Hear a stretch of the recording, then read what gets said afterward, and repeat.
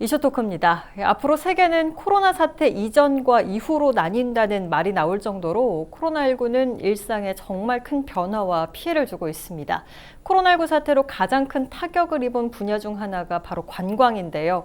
불투명한 미래로 관광 산업에 대한 우려가 커져가는 만큼 지역 관광 활성화를 위한 부산의 포스트 코로나 선제적 대응 방안에 대해서 이 시간 이야기 나눠보도록 하겠습니다. 동서대학교 관광학부 강혜상 교수, 신라대학교 국제관광경영학부 김정은 교수 함께합니다. 안녕하십니까? 안녕하세요. 네. 반갑습니다. 오늘은 이 포스트 코로나에 대한 부산 관광의 대응 방안들에 대해서 좀 이야기를 나눠보도록 하겠습니다. 먼저 이 코로나19가 발발을 하면서 정말 많은 분야가 타격을 입었는데 또 그 중에 하나가 좀 관광이 아닐까라는 생각이 드는데요. 먼저 자세한 이야기 나누기 전에 부산 관광이 어느 정도로 심각한 피해를 입었는지 구체적인 상황을 먼저 좀 짚어주시죠. 네, 연초에 그 코로나가 발발하고 나서 지금 한 상반기 6개월 정도가 지났는데요. 네네. 이 통계치 3월을 기준으로 해보았을 때 부산을 방문했던 외국인 관광객이 약 11,000명 정도로 지난해 동기 대비해보면 약 95% 이상 감소가 되었습니다. 네, 95% 굉장히 네. 많이 감소했군요. 네, 거의 대부분이 줄었다고 보시면 될 것 같아요. 네네. 이 통계 자료를 볼 때 보통 관광객들이 어디에서 출발해서 왔는지를 나누어서 보게 되는데 중국인 관광객이 약 739명, 그리고 이게 약 97.5%가 준 숫자입니다. 네네. 그러니까 우리나라 관광시장의 가장 큰 영역을 가지고 이렇게 방문하고 있는 중국인임을 감안하면 부산에 얼마만큼 타격이 있을지가 예상이 되는 부분이죠. 네네. 그리고 일본인 관광객도 똑같은 숫자 739명으로 98.8% 줄었습니다. 네네. 이 사실은 이 두 국가가 우리나라 특히 부산에 있어서는 가장 큰 인바운드 시장을 형성하는 국가라고 볼 수 있고요. 네네.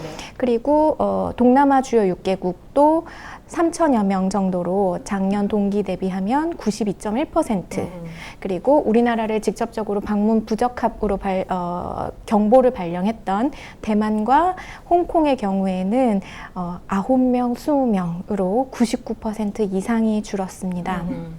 당연히 입국자 수가 줄어들기 때문에 관광업 피해가 직접적으로 있을 수밖에 없는데요. 네네. 엄청난 매출 감소로 이어졌습니다. 3월에 부산관광 컨벤션 포럼에서 얼마만큼의 피해가 있었는지에 대해서 설문조사를 실시를 했는데요.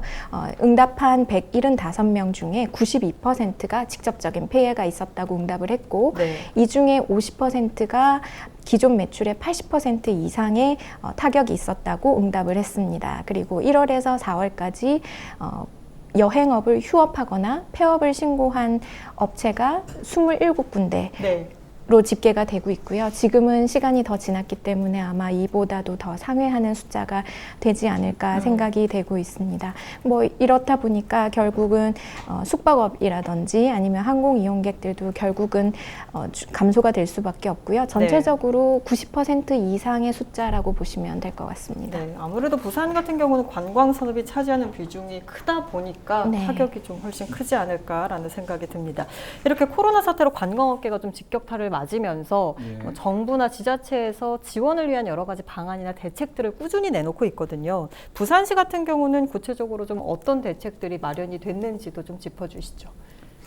일단 그 관광 관련 기업들이 어떻게 보면 생존 전략이 필요한데 네네. 살아남기 위해서 회사의 운영비라든가 또 월급을 줄 수 있는 재원이 있어야 되는데 네네. 그것이 이제 바닥난단 말이죠.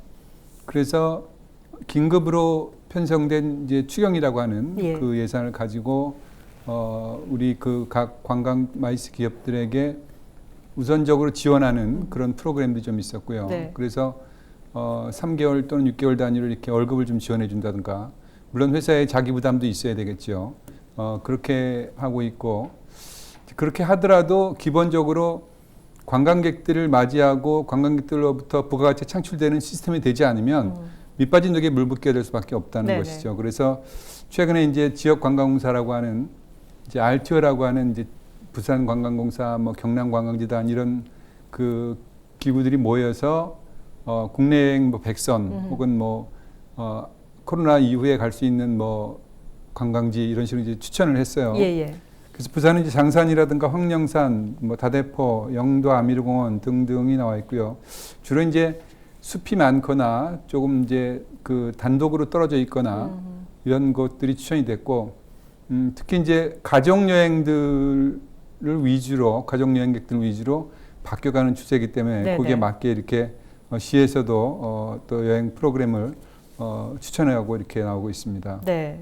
그래서 이런 여러 가지 지원책들, 대책들이 나오고 있는데 포스트 코로나 시대를 대비해서 이런 부분들이 더 많이 좀 활성화가 돼야 되지 않을까라는 생각이 좀 듭니다. 이런 지자체 노력도 중요한데 또 현장에서 활동하는 뭐 업계 종사자들도 이제 포스트 코로나, 그러니까 코로나19가 끝난 뒤의 상황도 좀 대비를 해야 되지 않겠습니까? 구체적으로 좀 어떤 준비가 필요하다고 보십니까?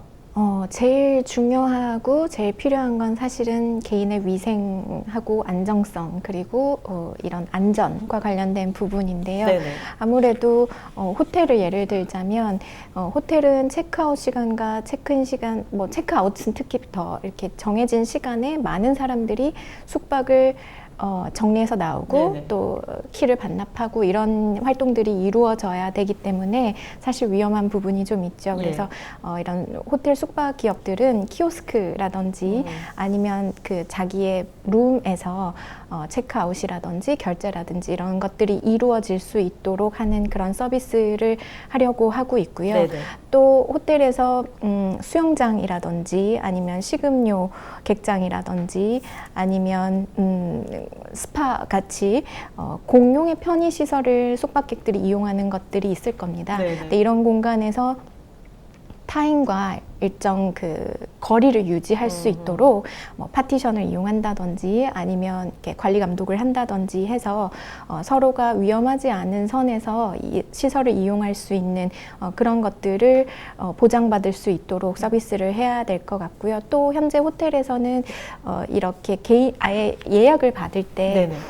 개인의 정보를 미리 받아서 그냥 서명만 받고 빠르게 접촉 시간을 줄일 수 있는 서비스를 여러 가지로 강구를 하고 있는 것 같습니다. 네. 그리고 두 번째로는 지금 이따 말씀을 나누겠지만 호텔에 숙박을 할 수 있는 정도, 그러니까 외국이나 아니면 원거리로 여행을 가기가 지금은 굉장히 제한적이기 때문에 그런 이 호캉스라고 해야 될까요? 호텔 숙박 기업에서 몰려서 사람들이 여러 가지 활동을 하는 것으로 보여지고 있는데요. 그래서 이런 그 숙박 기업에서 관광객들이 제한된 어떤 동선에서 무언가를 할 수 있도록 만들어지는 이른바 체험 활동, 그리고 그 서비스 이상의 어떤 고퀄리티의 상품이라든지 이런 것들이 좀 뒷받침이 되어야만 이런 시기에 어려움을 탈피할 수 있을 것으로 그렇게 생각이 듭니다. 그러니까 숙박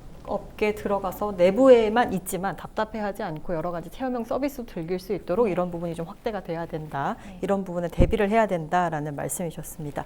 아까 우리 교수님께서도 말씀을 해주셨지만 코로나19가 확산하면서 사실 여행 방식이 많이 바뀌고 있고 뭐 선호하는 여행지도 예를 들어 뭐 산이나 숲이나 바다나 좀 사람들과 많이 떨어져 있으면서도 힐링을 할 수 있는 그런 공간들을 좀 많이 선호하는 것 같습니다. 구체적으로 최근에 관광 트렌드가 어떻게 좀 변화를 했는지도 좀 짚어주시죠.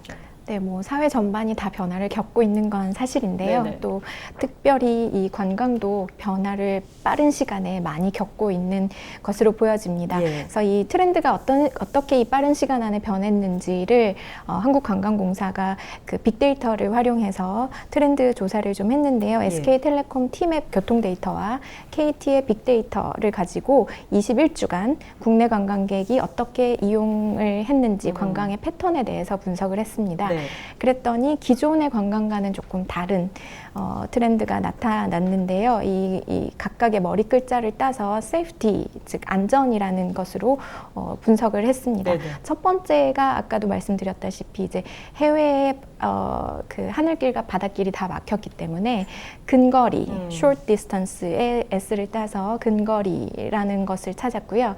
그리고 실내에 있는 것이 아무래도 조금 더 위험할 수 있기 때문에 야외 활동, 액티비티를 찾아서 움직인 점, 그리고 소규모 단위인 가족, 패밀리 단위로 움직였던 점, 그리고 이런 이 질병이나 건강과 관련되어서 관심이 많아졌기 때문에 자연 친화적인 에코 에리아, 여기서 그리고 인기 관광지, 전통적으로 인기 관광지라고 여겨졌던 관광지들이 있잖아요. 네네. 근데 그런 관광지들을 탈피했다는 게 이번에 트렌드에서 조금 눈여겨볼 만한 것인 것 같아요. 네네. 그래서 투어리스트 사이트의 T, 그리고 아직은 멀었지만 관광의 수요 회복을 조심스럽게 예측하는 이렇게 6가지의 글자를 따서 safety라는 것으로 그 정리를 했습니다. 근데 실제 그 교통 분석을 한번 해봤더니 근거리에 있는, 도시에서 그렇게 멀지 않은 근거리에 떨어져 있는 가족 단위의 캠핑 수요가 굉장히 늘어난 거여서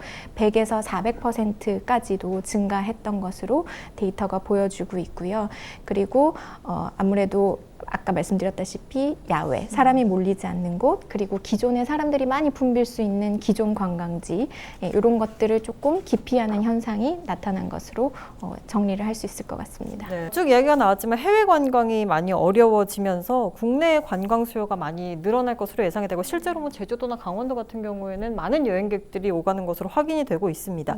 그런데 부산 같은 경우에도 원래 같으면 관광객이 참 많이 몰리는 지역 중 하나였는데 오히려 이 그러니까 내국인 관광객이 좀 감소하고 있는 상황이거든요. 이 내국인 관광객들이 부산으로 좀 눈길을 돌리게 하기 위해서는 어떤 대책들이 좀 필요하다고 보시나요? 그러게요. 그게 참 어려운 숙제입니다. 그러니까 기존에 아까 말씀드렸듯이 그 부산을 많은 관광객들이 찾아오던 곳이 뭐 다 아시겠지만 해운대 해수욕장, 그리고 서면, 그리고 비프, 그리고 자갈치 국제시장 모두 이런 그 보통 그 부산을 아는 분들이 생각할 수 있는 그런 곳들인데요. 이 4군데가 전부 감소세가 2자리 이상입니다. 그렇다면 부산을 방문하는 그 관광지 방문율이 일제히 떨어졌다고 예측을 해도 뭐 나쁘지 않을 것 같은데요. 그렇다면 이 전통적인 관광지를 대체할 만한 무언가가 있어야만 그런 내국인 수요도 끌어들일 수 있다는 결론이 될 텐데요. 그래서 최근에 부산을 방문하는 방문객들이 어디를 주로 가는지를 살펴보았더니 동백섬이 36.7%, 부산 시민공원이 50%, 그리고 해동용궁사가 32.5%, 흰여울 마을이 22.8%, 범어사가 거의 한 50%. 그래서 이런 관광지들을 공통적으로 생각해 보면 아까 우리가 트렌드라고 얘기했던 뭐 에코라든지 힐링, 이런 그 안전, 야외 이런 것들과 일치하는 거를 알 수가 있죠. 이거는 기존의 코로나 이전에 그 관광의 어떤 변화였던 슬로우 여행, 슬로우 투어리즘하고도 일맥상통하는 부분이거든요. 그래서 이런 수요를 읽었다면 준비를 좀 했었으면 좋았을 텐데, 그래서 이 찾고 있는 사람들이 얼마만큼 이 관광지에 대해서 만족을 하는지를 봤더니 100점 만점에 외국인 관광객의 만족도가 89.6점, 내국인이 84.4점. 안타깝지만 부산의 관광 만족도는 그 전국에 있는 대한민국의 관광 만족도의 주요 순위를 보면 거의 후순위, 맨 뒷순위 혹은 거기서 2번째 정도를 왔다 갔다 하는 것으로 최근 몇 년 데이터를 보면 알 수 있거든요. 그래서 이게 왜 이렇게 문제가 됐을까를 살펴봤더니 관광객들 모두 내외국인을 상관없이 부산이 가지고 있는 어떤 매력도라든지 아니면 치안이라든지 뭐 특히 한국에서 좋은 점수를 받는 게 뭐 나이트 라이프라든지 이런 그 자체가 가지고 있는 매력도나 인프라에서는 좋은 점수를 받았어요. 그런데 제가 그때 시민분들한테도 한번 부탁드린 적이 있었던 것 같은데 결국은 데이터로 드러났어요. 가장 불만족스러웠던 부분이 물가에 비해서 지나치게 높은 관광지에서의 물가, 그리고 그러니까 결국은 여행 경비와 관련되는 부분이죠. 그리고 대중교통. 그래서 특히 외국인들 중에 이제 외국인이 소통이 안 된다 이런 불평들이 좀 많이 있었던 것 같고요. 그리고 이제 시민 친절도 이런 그 우리가 고칠 수 있는데 아직 수정을 하지 못하고 있었던 부분들이 결국은 부산이 조금 더 관광에서 훨씬 좋은 위치를 차지하고 방문객들에게 좋은 인상을 줄 수 있었는데도 불구하고 그렇지 못한 부분을 대부분을 차지하고 있다는 게 결국은 통계로 드러났다고 보시면 될 것 같습니다. 네. 네. 좀 그 부분이 충격입니다. 부산의 관광 만족도 자체가 굉장히 후순위에 있다, 뒤쪽에 있다라는 말도 충격이었고, 설문조사를 통해서 어쨌든 관광객들이 어떤 부분이 불만인지는 쭉 이전부터 알고 있었을 텐데 이 부분이 좀 빨리 개선이 됐었으면 오히려 이런 만족도도 높아졌을 거고 좀 인식도 좋아졌을 텐데 이 부분이 참 많이 안타깝습니다. 지금이라도 이런 부분에 좀 집중을 해서 많이 변화가 이뤄졌으면 좋겠습니다. 코로나 사태 때문에 비대면 서비스 확산이 좀 많이 늘어났습니다. 스마트 관광 자체가 굉장히 주목을 받고 있는데 앞으로 부산 같은 경우는 스마트 관광에 대한 대응은 어떻게 해야 될까요? 예, 사실 조금 포괄적인 질문입니다. 네네. 예, 근데 스마트 관광이라는 게 워낙 범위가 넓기 때문에 일단 그 수요자 입장 말고 공급자 입장을 보면 네. 데이터를 정확하게 분석해서 그걸 가지고 맞춤형 서비스를 제공할 수 있는 것도 스마트 관광 중에 하나라고 볼 수 있고요. 네.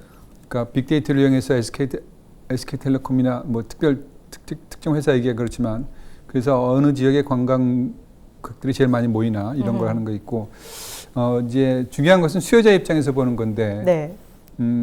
부산형 관광 패스 같은 카드도 있지 않습니까? 근데 네. 지금까지는 이제 아주 제한적으로 사용이 됐는데 그게 이제 좀 더 보편적으로 활용할 수 있도록 되어야 되겠고요. 그리고 이제 꼭 오지 않아도 뭐 우리가 AR, VR이라고 하는 그걸로 미리 이렇게 볼 수 있는 그리고 저긴 내가 가야 되겠다라고 하는 그런 선택을 할 수 있게끔 하는 그런 기술이 점점 이제 많이 좋아졌고 네네. 이게 곧 그런 관련된 그 시설들이 이제 백스코나 이런 데 들어설 예정입니다. 그래서 네. 미리 준비하는 스마트 관광 프로그램과 또 아까 말씀드린 대로 끝나고 어디에 가장 많이 모여서 또 만족도가 어떤지 이렇게 하는 그 만족도 파악을 하는 그렇게 두 가지 측면으로 나눌 수 있고요. 네. 결과적으로 이제 그 여행 플랫폼이라고 하는 호텔 예약 앱이라든가 혹은 데이투어 어떤 예약 프로그램 이런 것들이 사실은 현재 외국계 회사들이 거의 장악을 하고 있단 말이죠. 네네. 그래서 궁극적으로는 부산형 어떤 관광 플랫폼 이런 것들이 지금보다 훨씬 더 구체화되고 또 개발이 돼서 부산에 가면 아주 세련되게 여행을 할 수 있다. 고생 안 하고 할 수 있다라고 하는 그런 이미지를 줄 수 있도록 지금보다 훨씬 더 노력을 많이 해야 되지 않을까 이런 생각을 하게 됩니다. 네, 우리 강 교수님 말씀해주신 뭐 부산의 스마트 관광이 나아가야 될 방향 이런 부분도 앞으로 부산 관광이 나아가야 될 방향 같은데 우리 김 교수님께서는 부산의 관광이 좀 어떤 방향으로 나아가야 된다고 보십니까? 네, 우선 뭐 코로나가 좀 빠른 시간 내에 종식되기를 바라면서 네네. 이 코로나와 관련해서는 관광은 관광자의 심리가 강하게 작용하는 시장이거든요. 네. 그래서 관광객 그리고 점세 관광객들을 실제 시장으로 불러내려면 저 지역은 방문해도 괜찮겠다, 안전하다라는 어떤 안정감을 줄 수 있는 도시 이미지가 필요하다고 생각이 듭니다. 네. 그래서 지자체도 요청을 한번 드린 바가 있는데 빠른 시간 내에 물론 방역이 기초가 되어야 하겠지만요. 그래서 도시가 관광이 빠른 시간 내에 복구가 되려고 하면 이 도시는 안전하다, 깨끗하다, 질병으로부터 극복이 됐다라는 어떤 청정 이미지 그리고 그 종식 선언 이런 것들이 조금 뒷받침이 되어야 할 것 같고요. 우선적으로는. 그리고 그 기존의 트렌드도 사실 서스테이너블부터 이렇게 쭉 이어져 오고 있는데 슬로우나 그린을 넘어서서 이제는 웰니스로 많이 넘어갔거든요. 네네. 참 본인의 삶 그리고 정신적 치유, 요즘 젊은 친구들은 힐링이라고 표현하는 이런 것들이 그래서 즉 인간의 삶 그리고 삶의 질 이런 것과 관련된 것들을 매우 좋아하는 현대인들이기 때문에 네네. 그래서 이런 것이 빨리 정리가 되고, 그리고 우리 도시가 가지고 있는 어떤 좋은 인프라들 중에서 이런 것들과 연관이 될 수 있는 게 있다면 상품을 빨리 구성하거나 마케팅을 잘 해서 도시 자체가 깨끗하고 청정 지역이고, 그리고 이런 부분에 경쟁력 있는 상품을 가지고 있다라는 이미지 개선을 빨리 하고 또 실제 그렇게 뒷받침이 되는 것이 중요하다고 생각합니다. 네, 오늘 이슈토크는 포스트 코로나 시대를 앞둔 부산 관광의 실태, 그리고 앞으로 어떤 대안들이 필요한지에 대해서 이야기 나눠봤습니다. 오늘은 여기까지 하겠습니다. 고맙습니다.